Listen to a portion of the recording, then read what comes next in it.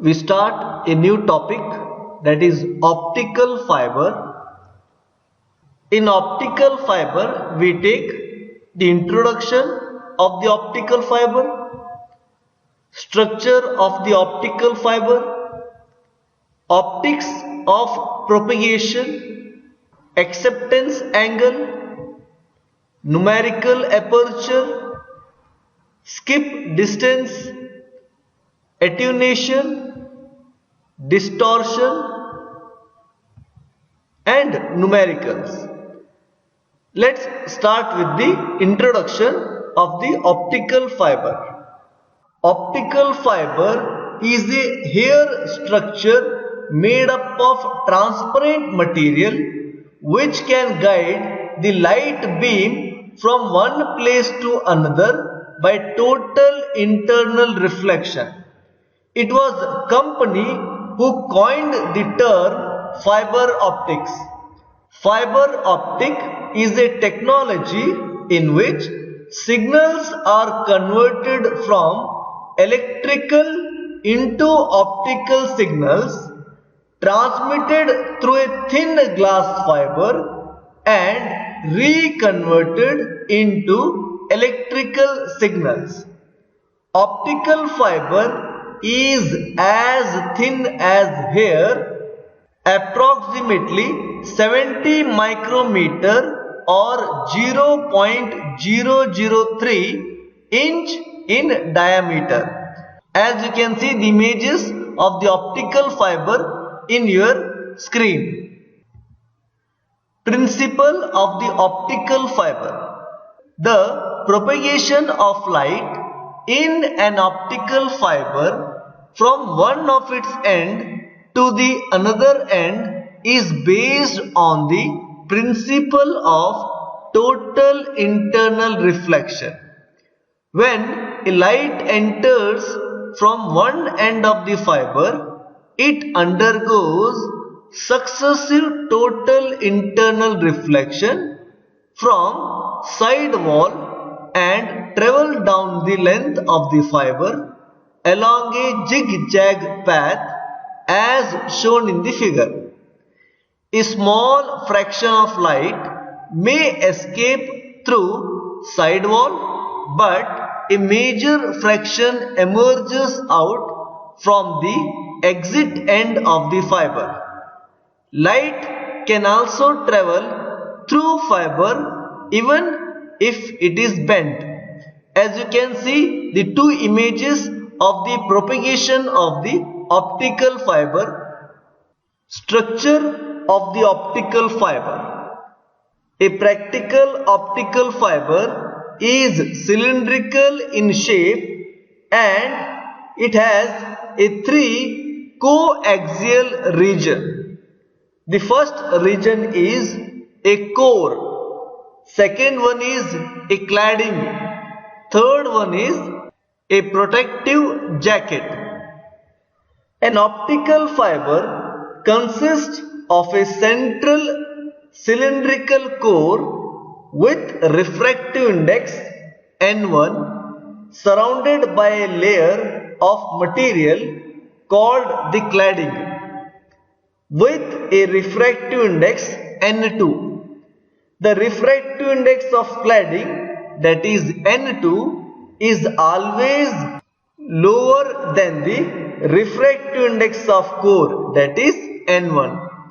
The core transmits the light waves and the cladding keeps the light waves within the core. The core and the cladding are made up of either glass or plastic. Core diameter ranges from 5 to 600 micrometer and cladding diameters vary from 125 to 750 micrometer. Light launched into the core and striking the core to cladding interface at an angle greater than the critical angle will be reflected back into the core. The light will continue to rebound and propagate through the fiber. The outermost region is called the protective buffer coating.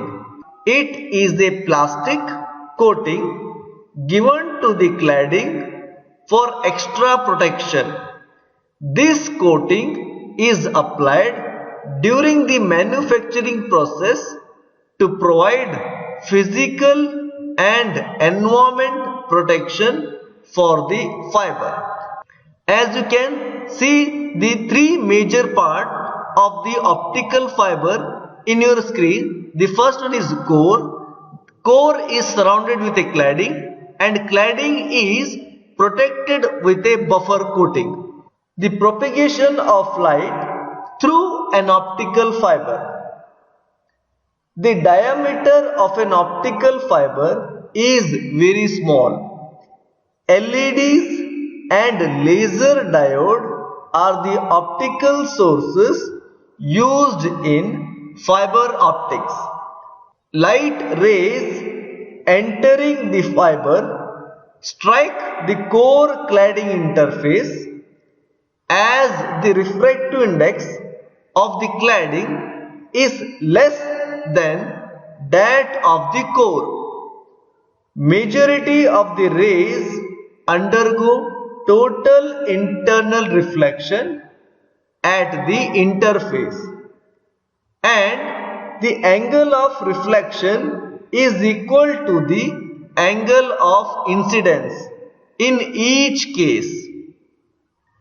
Due to the cylindrical symmetry in the fiber structure, the rays reflected from an interface on one side of the fiber axis will suffer total internal reflection at the interface on the opposite side also. Thus, the rays travel forward through the fiber via a series of total internal reflection and emerge out from the exit end of the fiber. Since each reflection is the total internal reflection, there is no loss of light energy and light confine itself within the core during the course of propagation. Because of the negligible loss during the total internal reflection, optical fiber can carry the light waves over a very long distance. At the exit end of the fiber, the light is received by a photodetector. It is to be noted here that only those rays that are incident at the core cladding interface at angle greater than the critical angle will propagate through the fiber. Rays that are incident at smaller angles are refracted into the cladding and emerges out of the fiber into the air and lost. It means that the ray does not propagate through the fiber. To understand the concept of propagation of light in optical fiber, we should know about the total internal reflection. Consider a surface separating two medium, air and water, of refractive index N2 and N1. Air medium is considered as rarer and water medium is considered as denser medium, as you can see in the diagram. When a ray of light, that is incident ray, passes from a denser medium to a rarer medium, it is bent away from the normal. The dotted line in this diagram shows the normal, which is drawn to the surface, air and water. Theta 1 is the angle of incidence of light ray in the denser medium, and theta 2 is the angle of refraction in the rarer medium. Also, the refractive index of the water is greater than the refractive index of air, that is N2. When the angle of incidence theta 1 in the denser medium is increased, the refracted angle theta 2 is also increases, and the refracted rays bend more and more away from the normal. At some particular angle, that is theta c, the refracted ray glides or grazes or touches along the boundary surface of air and water medium, so that the theta 2 is equals to 90 degree. The angle of incidence, that is theta c, in the denser medium, for which the angle of refraction is 90 degree, that angle of incidence is called as the critical angle. If the angle of incidence theta 1 is increased beyond the critical angle, that is theta c, the rays are reflected back into the denser medium. The phenomena in which light is totally reflected from a denser to a rarer medium is known as total internal reflection. The rays that experience total internal reflection obey the laws of reflection, in which the angle of incidence is equal to the angle of reflection. Therefore, the critical angle theta c can be determined from Snell's law.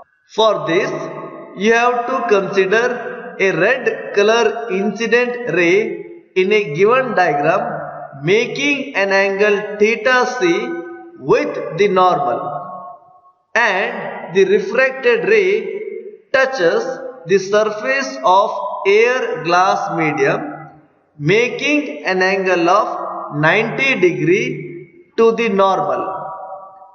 Then the angle of incidence theta 1 is equals to theta c, for which theta 2 becomes 90 degree, where theta 2 is the refracted ray and theta 1 is the incident ray, which is taken as theta c. From Snell's law, the sine of the angle of incidence, that is theta 1, to the sine of the angle of refraction, that is theta 2, is equal to the refractive index of the air medium, that is N2, to the refractive index of the glass medium, that is taken as N1. Substitute the value of theta 1 and theta 2 in the above equation. Then sine theta c divided by sine 90 degree is equals to the refractive index of air medium is 1 to the refractive index of denser medium, that is N1. Sine 90 degree is equals to 1, then the above equation becomes sine theta c whole divided by 1 is equals to 1 divided by N1, where N1 is the refractive index of the glass medium which is taken as n, then your above equation can be written as sin theta c is equals to 1 by n. We need the critical angle theta c is equals to sin inverse of 1 divided by n. In the end, we can say that if the angle of incidence, that is theta 1, is less than the critical angle theta c, the ray refracts into the rarer medium. If theta 1 is equals to theta c, that is the angle of incidence is equal to the critical angle, in that case the refracted ray just grazes the interface of denser rarer medium. It is the condition for critical angle. In the third case, if the angle of incidence is greater than the critical angle, in that case the ray is reflected back into the denser medium, and this is the condition for total internal reflection. The total internal reflection takes place only when the following conditions are satisfied. The first condition is the ray of light must travel from a denser medium to a rarer medium. Second case is the angle of incidence in the denser medium must be greater than the critical angle.